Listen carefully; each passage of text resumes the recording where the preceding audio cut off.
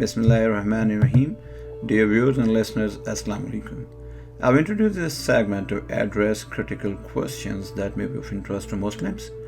The written contents of these videos are available in PDF version on my website koranwisdom.com in Q&A section. To summarize, in each video I will address a question about a topic and then explain it in the light of glorious Quran.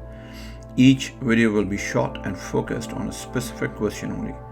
Today's question is there any punishment or reward in the grave? Well, many people claim that once a person dies, he or she is put to life in the grave and asked a few questions about faith. Based on the replies of the deceased person, the grave is either turned into part of paradise or hell, where the dead person enjoys or suffers agony and punishment till the day of resurrection. A critical study of the glorious Quran reveals that all such beliefs are false and based on ignorance and superstitions.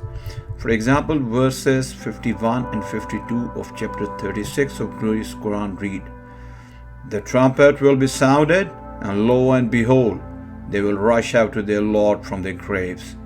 They will say, Alas for us, who has resurrected us from our place of sleep?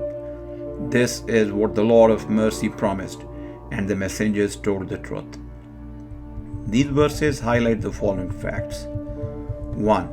On the day of resurrection, when the trumpet will be blown, all dead persons will wake up from the deep slumber in their graves, and will say, "Who has resurrected us from our place of sleep?"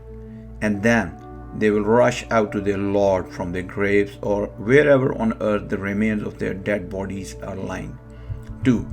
It may be noted that if people were being punished in the graves or wherever the remains of their dead bodies were lying, they would not utter the words, "Who has resurrected us from our place of sleep?"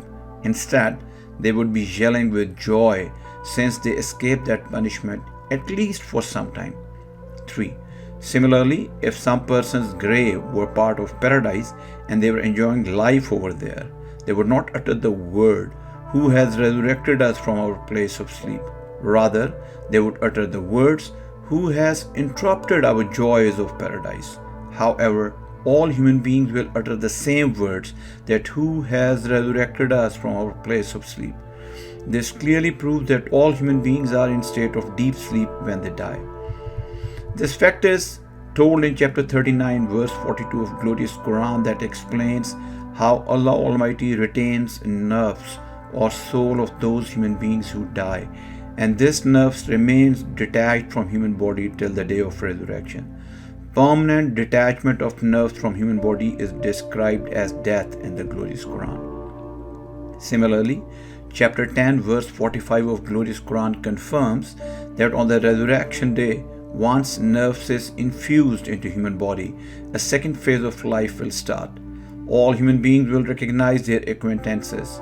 However, since they would awake from a deep sleep spanning hundreds and thousands of years in the graves or wherever the remains of their human bodies were lying, they would feel as if they have awakened after about an hour of the day. We all know that length of time is never felt when we are asleep. This verse proves this fact that death is a deep sleep and human beings cannot remember or feel the length of time of their death. To conclude, these verses clearly prove that there is no punishment or reward in the grave. Allah Almighty has reserved reward and retribution for the judgment day, as reiterated in numerous verses of the glorious Quran. May Allah keep us steadfast to believe and follow the glorious Quran and shun all beliefs and practices that are outcome of sheer ignorance and disbelief. Amen. I conclude my monologue on punishment or reward in the grave with the prayer that Allah Almighty may bless this effort and enable us to apply reason and seek guidance only from the glorious Quran in all matters of life. Please subscribe and share my channel for promoting teachings of glorious Quran to the mankind. May Allah reward your effort. Amen.